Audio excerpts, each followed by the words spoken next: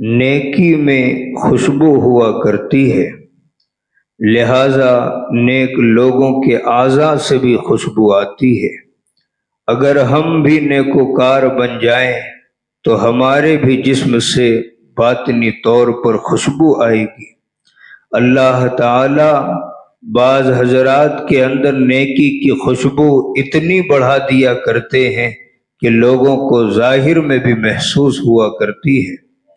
مثال کے طور پر خود نبی علیہ السلام کے مبارک پسینے سے اتنی خوشبو آتی تھی کہ ام سلیم رضی اللہ تعالی عنہا بچوں کو بھیج کر محبوب صلی اللہ علیہ وسلم کے پسینے کے قطروں کو شیشیوں میں جمع کرواتی تھی۔ نبی علیہ السلام نے پوچھا، ام سلیم تم ایسا کیوں کرتی ہو؟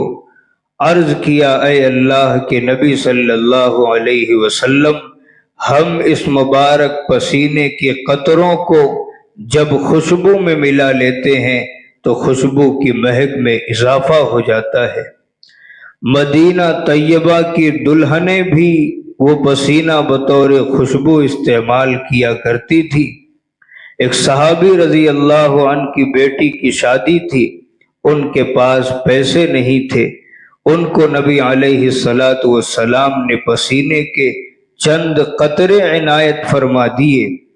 جب ان کی بیٹی نے جسم پر لگائے تو اس سے خوشبو آنے لگی، بلکہ انہوں نے اس میں سے کچھ قطرے اپنے گھر میں رکھ لیے، اس گھر میں بھی خوشبو آنا شروع ہو گئی، حتیٰ کہ صحابہ کرام میں وہ گھر خوشبوؤں والوں کا گھر مشہور ہو گیا۔ بعض روایات میں ہے کہ نبی علیہ السلام جس راستے سے چل کر جاتے تھے اس راستے سے خوشبو آیا کرتی تھی۔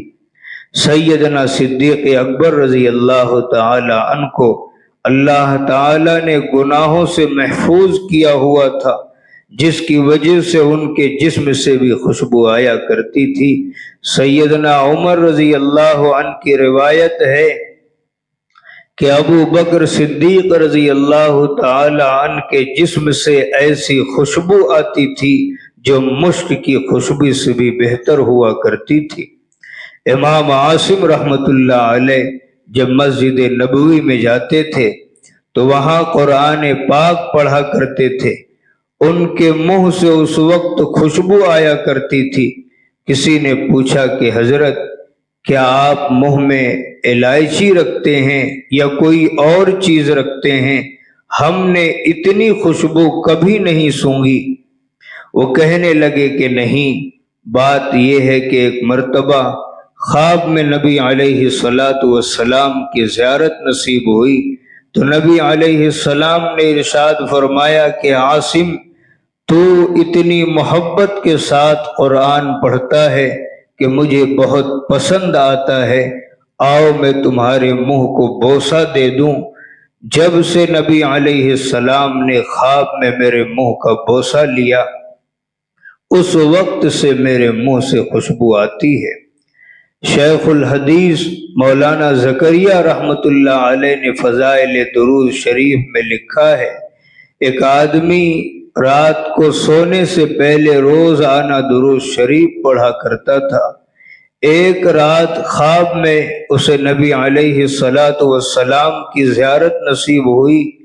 اللہ کے محبوب صلی اللہ علیہ وسلم نے ارشاد فرمایا، اپنا منہ میرے قریب کرو، جس سے تم مجھ پر درود پڑھتے ہو، میں اس کا بوسہ لینا چاہتا ہوں۔